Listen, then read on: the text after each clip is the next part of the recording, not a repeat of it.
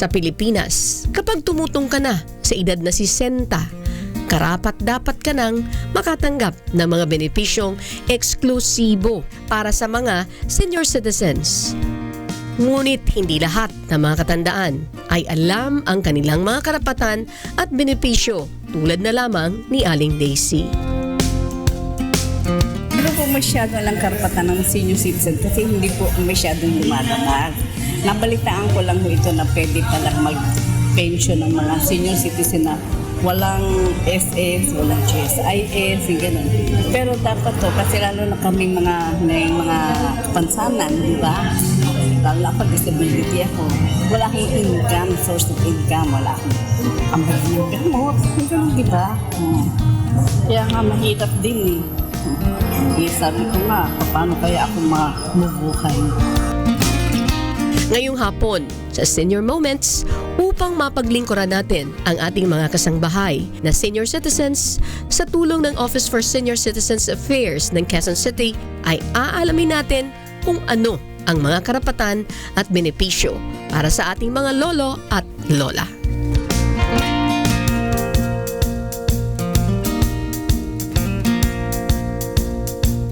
Ang 20% discount nila ay unang-una pagbili nila ng gamot with prescription, with booklet. Automatic yun, mabibigyan na sila ng 20%. Lahat ng consultation, sa hospitalization, kasama yung 20% doon. Sa mga pagkain, sa restaurant, ang 20% ay talagang binibigay ng mga establishment.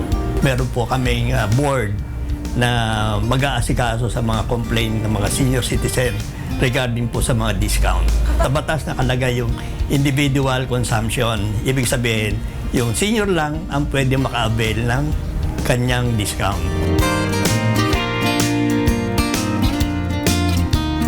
Exempted sila sa pagpa-file ng income tax. Tapos lahat ng kanilang earning, halimbawa, meron silang earning coming from the government, tax exempt yun. Hindi sila magbabayad ng kahit 10%.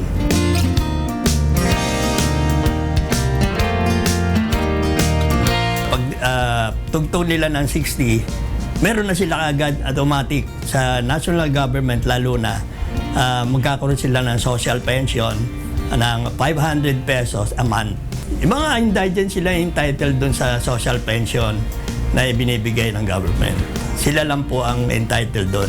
Basta sinabing indigent ka, you are entitled to that. Express lane, automatic na yun dahil lahat naman ng establishment alam naman na pag senior citizen, yung pregnant, yung disabled, automatic yun, meron silang special lane.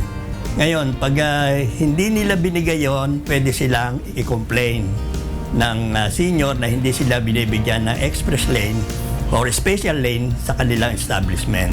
Ang senior citizen, hindi mo kailangan na dadalhin mo yung ID, yan bawa pag bibili ka ng gamot. Any identification, government IDs issued, pwede mo ipakita yan sa establishment na ikaw ay isang senior na. Kasi yung iba, pag hindi nila dala yung kanilang ID ng senior citizen, hindi na sila makabili ng gamot, natatakot sila, baka hindi sila mapagbilan. Pero any documents issued by the government na ikaw ay senior na, pwede mong ipakita yon sa establishment.